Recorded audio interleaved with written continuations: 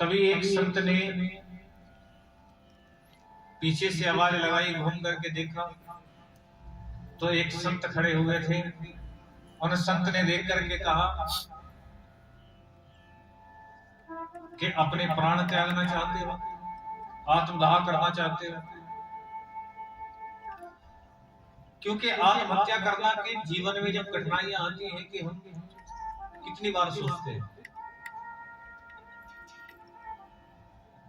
यहाँ पर एक ये बड़ी बात समझने की है कि लोग सोचते हैं कि हम जो जीवन में ज्यादा जब परेशानी आ जाती है, दुख आ जाता है, तो कभी कभी व्यक्ति के मन में आता है कि चलो हम इस घर परिवार को छोड़ करके चलते हैं। कभी कभी मन में आता है कि परिवार को छोड़ करके चला जाए। और संत महात्मा ने भी कहा कि देखो, आत्महत्या कर रहे हो, लेकिन आत्महत्या करने का काम जो होता है कायरों का होता है। जो कायर होते हैं वो आत्मदाह करते हैं। यदि जीवन में कोई कठिनाई भी आती है तो उस कठिनाई का हमको सामना करना चाहिए, ना कि आत्मदाह करनी चाहिए। जब इस प्रकार की बातें कही तो आत्मदेव जी ने कहा कि एक बात बताइए, मैं आखिर करूं तो क्या करूं? एक संतान का सुख नहीं है, घर नहीं जा सकता, बाहर नहीं जा सकता। संत ने आत्मदेव की ओर देख करके कहा कि हम तुम्हारे मस्तक की ओर देख रहे हैं, तुम्हारे तो 7 जन्मों तक भी संतान का सुख नहीं। और जैसे इतना सुना तो हाथ जोड़ करके कहा, मैं इसी जन्म से दुखी हूं, आप 7 जन्मों की बात करते हैं। और बराबर में पत्थर पड़ा हुआ था जिस पर अपने सर को देकर के मारने लगे। और जब पत्थर पर सर को देकर के मार रहे थे तो संत को दया आ गई। संत ने उठाया, उठा करके एक फल लिया और फल प्रसाद लेकर के आत्मदेव जी को पकड़ा दिया और कहा कि जाओ, जाकर के ये फल प्रसाद अपनी धर्मपत्नी को खिला दो, तुम्हारे यहाँ भी पुत्र की प्राप्ति होगी। बड़ा मन प्रसन्न हुआ। लौट करके घर आए, धर्मपत्नी धुंधली को देखा, देख करके ये फल दिया, कहा कि स्नान आदि से निवृत्त होने के बाद इसको खा ले, हमारे यहाँ प्रभु की कृपा होगी। अब धुंधली अज्ञानता में आकर के धुंधली ने क्या किया कि उस फल प्रसाद को तो रख दिया मंदिर में, और अपनी बहन के यहाँ जाकर के बहन से पूछा कि बहन देखो, अपनी छोटी बहन से कहा कि बहन, मैंने सुना है कि शिशु को जन्म देने की पीड़ा से स्त्री अपने प्राण त्याग देती है। अब उसने कहा कि बहन ठीक सुना है। तो बहन देखो, मैं इस पीड़ा से, इस कष्ट से तो नहीं गुजरना चाहती। अगर मैंने उस फल को खा लिया तो मुझे संतान होगी, उस कष्ट को झेलना होगा। तो देख बहन, तेरे यहाँ तो वैसे भी इतनी संतान है, और अब की बार जो तुझे संतान होने वाली है तो वो मुझे दे देना, और उसके बदले में तुझे कुछ धन दे दो। अपनी छोटी बहन के यहाँ से अपनी छोटी बहन का पुत्र मांग करके ले आई, और जो संत महात्मा ने जो प्रसाद दिया था, जो फल प्रसाद दिया था, उसको गौ की खोर में जाकर के डाल दिया, जिसको गौ माता ने खा लिया। बहन के यहाँ से पुत्र मांग करके लाई थी, और भैया धुंधकारी उसका नाम हुआ, क्योंकि धुंधली का इतना प्रेम उसके प्रति बढ़ चुका था कि उसने अपने प्रेम के कारण धुंधली ने अपने पुत्र का नाम धुंधकारी रख दिया। और गौ माता ने जिस फल प्रसाद को खाया था तो गौ माता ने भी एक शिशु को जन्म दिया, जिसका शरीर मनुष्य के समान था और कान बड़े बड़े गौ के समान थे। हम भागवत भी अगर आपके घर पर होगी, जब आप देखते होंगे ना भागवत को खोलकर, उस पर गौ करण जी बने हुए आते हैं। वहां पर कान बड़े बड़े गौ के समान है, शरीर मनुष्य के समान है, शेष मनुष्य हैं लेकिन कान गौ के समान है। गौ का पुत्र होने के कारण जिनको कहा गौकर्ण, गौकर्ण और गौकर्ण जी बड़े धर्मात्मा है। पाठशाला में शिक्षा ग्रहण करने के लिए भेजा, और जब पाठशाला में शिक्षा ग्रहण करने के लिए भेजा, जो धुंधकारी है, अब वो क्या किया करता था कि पाठशाला में जितने भी गुरुजन थे सबके सामग्री बिखार दिया करता था, फल प्रसाद आदि भोग के लिए जो आता था उसको ग्रहण कर लिया करता था। गुरुजनों ने धुंधकारी को पाठशाला से निकाल दिया, घर लौट करके आया। अब माता ने देखा कि तुझको पाठशाला में होना चाहिए, आकर के अपनी माता से झूठ बोल दिया कि माता मैं तो बड़े प्रेम भाव से पाठशाला में शिक्षा ग्रहण किया करता था, लेकिन गुरुजनों ने ही मुझे बाहर निकाल दिया। अब माता ने कहा कि कोई बात नहीं, पाठशाला में तुझको नहीं पढ़ने देते तो घर पर ही। एक दिन घर पर बैठा, 2 दिन बैठा, तीसरे दिन घर से बाहर निकला तो क्या देखा कि कुछ व्यक्ति बैठ करके जुआ खेल रहे थे, उनके पास जाकर के बैठ गया। 1-2 दिन जब वहां पर बैठा, उन्होंने कहा भैया रोज खाली हाथ आकर के बैठ जाते, कुछ लेकर के आया कर, खेला कर साथ। अब जुआ खेलना प्रारंभ कर दिया, धन उस जुए में हारने लगा, उधार मांगना प्रारंभ कर दिया, चोरी करना प्रारंभ कर दिया। कर्जे वाले रोज घर पर पहुंच जाते हैं, आत्मदेव जी है क्या? अब आत्मदेव जी ने देखा कि पहले संतान नहीं थी तो दुखी था, और अब संतान मिली तो ऐसी कि इससे अच्छा तो मैं बिना संतान के ही ठीक था। संतान भी मिली तो इस प्रकार से। आत्मदेव जी ने धुंधकारी से कहा कि देख तू जुआ खेलता है, उधार मांगता है, जानता है कर्जे वाले रोज घर पर आ जाते हैं, क्या तुझको ये शोभा देता? अब धुंधली दौड़ करके आई। धुंधली ने कहा कि हर समय मेरे पुत्र को कहती है कुछ धन मांग भी लिया तो लौटा दे, अपना ही तो पुत्र है। अब सोचा कि इस घर में तो अपने पुत्र को भी कुछ नहीं कह सकता, तो इस घर में रहने का लाभ क्या है? खुद का पुत्र जुआ खेलता है, मदिरा पान करता है, और पुत्र को यदि कुछ कहता हो तो धर्मपत्नी रोक लेती है, अर्थात कि मेरे पुत्र ने इस घर को नरक बना दिया। मन तो करता है कि इस घर को छोड़ करके चला जाऊं, लेकिन घर को छोड़ करके जा भी नहीं सकता। क्यों? क्योंकि मन में तो अधिकतर सबकी जब परेशानियां बढ़ जाती है तो कभी कभी मन में आता है कि घर को छोड़ करके चले जाए, लेकिन घर को छोड़ना इतना आसान नहीं है। क्यों? क्योंकि हमारे परिवार का जो मोह होता है, अर्थात किसी का अपनी पत्नी से मोह होता है, किसी का पति से मोह होता है, किसी का बच्चों से होता है, और किसी का पोता पोती से मोह होता है, कि परिवार में एक ना एक से हमारा मोह जुड़ा रहता है। और जिस मोह के कारण यदि अगर हम परिवार छोड़ना भी चाहे तो नहीं छूटता। क्यों? क्योंकि वो मोह अपनी ओर खींच लेता है। उस मोह की ओर क्या होता है कि हम खींचे हुए आते हैं। अब सोचते हैं ना कि यदि मन में अगर कभी कभी ये भी आता है कि यदि कहते हैं ना कि देखो मैंने पहले बताया था कि मृत्यु का कोई समय नहीं होता, कि ना जाने कब मृत्यु आ जाए, और जब मृत्यु के विषय में व्यक्ति सोचता है तो क्या आता है माइंड में कि यदि अगर हमें कुछ हो गया तो हमारे पीछे हमारे परिवार का क्या होगा। ये सोचते हैं ना, हम छोड़ करके चले गए तो हमारे परिवार का क्या होगा। अर्थात ये क्या होता है? ये होता है मोह, जो हमको खींच करके ले आता है, जाने नहीं देता। वैसे ही आत्मदेव जी भी सोचते हैं कि घर को नरक बना दिया और नरक में रहना, मैं नरक में रहना भी नहीं चाहता। मन तो करता है घर छोड़ करके चला जाऊं, लेकिन फिर बच्चे की याद आती है, पत्नी की याद आती है। और जो गऊ के पुत्र थे, गऊ का रंग जब सामने से आ रहे थे तो आत्मदेव जी ने अपने ही पुत्र को हाथ जोड़ करके कहा कि पुत्र मैं कुछ तुमसे जानना चाहता हूं। गौकरण जी ने कहा कि कहो पिताश्री क्या कहना चाहते हैं?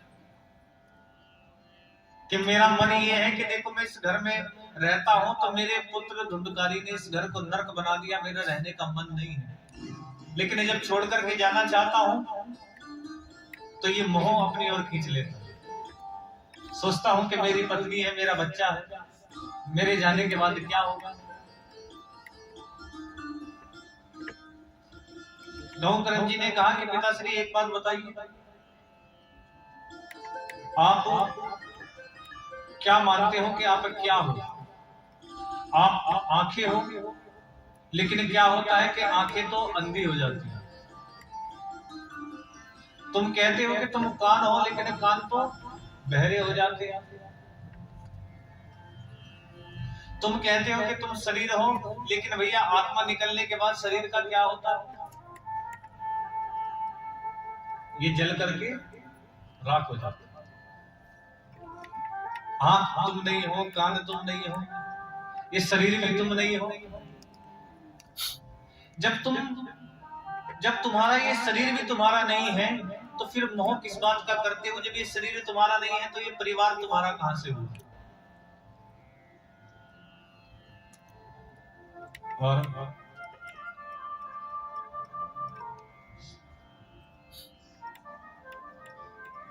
भगवान ने भी, हम देखते हैं यदि अगर हमने गीता को पढ़ा हो, सुना हो, गीता का अर्थ क्या है, भगवान ने अर्जुन को क्या समझाया? अर्जुन ने, आप जानते हो, शस्त्रों को छोड़ दिया था कि सामने मेरे अपने खड़े हैं, द्रोणाचार्य खड़े हैं जिन्होंने हमें शिक्षा दी, कृपाचार्य खड़े हैं, भीष्म पितामह खड़े हैं जिन्होंने हमें पाला है, जिनकी गोद में हम खेले हैं वो भीष्म पितामह सामने खड़े हैं, और इतने बड़े बड़े हमारे समस्त परिवार के लोग खड़े हैं, सब अपने ही तो है सामने। तो भगवान ने यही कहा कि अर्जुन देखो, तुम सोचते हो कि सामने तुम्हारे अपने हैं, पता नहीं कितनी बार तुम्हारे अपने बन चुके हैं। अर्जुन के मन में भी पुत्र का मोह आया। भगवान कृष्ण से कहा कि देखो, पुत्र मोह मेरे मन में भी है। मैं एक बार अभिमन्यु से मिलना चाहता हूं। भगवान जान गए थे कि अर्जुन के मन के अंदर पुत्र का मोह है। अब अभिमन्यु को से जब भगवान ने मिलाया तो अर्जुन ने देख करके कहा कि मेरा पुत्र। अब उसने कहा कि खबरदार अगर मुझे पुत्र कहा। अरे ना जाने तुम अर्जुन मेरी कितनी बार मेरे पुत्र बन चुके हो। मैं तुम्हारा पुत्र नहीं, तुम मेरे कितनी बार पुत्र बन चुके हो और मैं तुम्हारा पिता बन चुका हूं। कि अर्थात कि ना जाने के सामने तुम कहते हो कि तुम्हारे अपने खड़े हैं, ना जाने कितनी बार तुम्हारे अपने बन चुके हैं।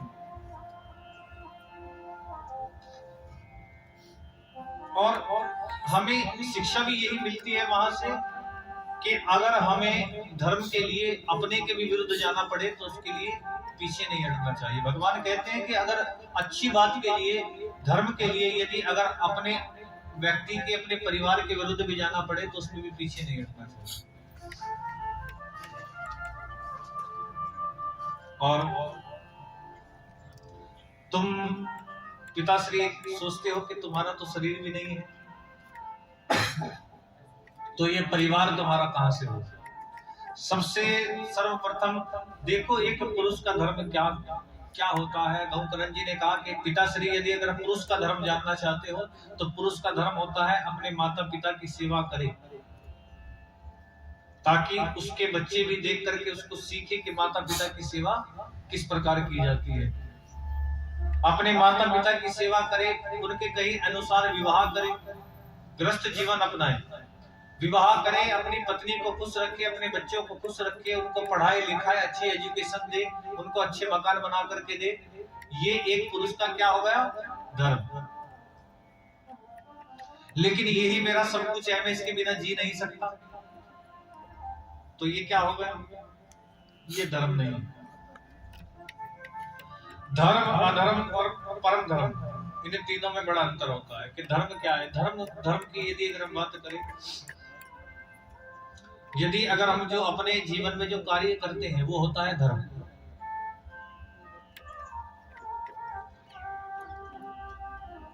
पहले जो अर्धांगिनी होती थी, अर्थात अर्धांगिनी अर्थात कि जो अपने पति का साथ दे। हम अर्धांगिनी को कहते थे ना, क्या कहते थे? धर्मपत्नी। धर्मपत्नी कहा जाता था। अर्थात के धर्मपत्नी का अर्थ क्या है? कि जो धर्म के मार्ग पर चलाए, किसको? पति को भी और परिवार को भी।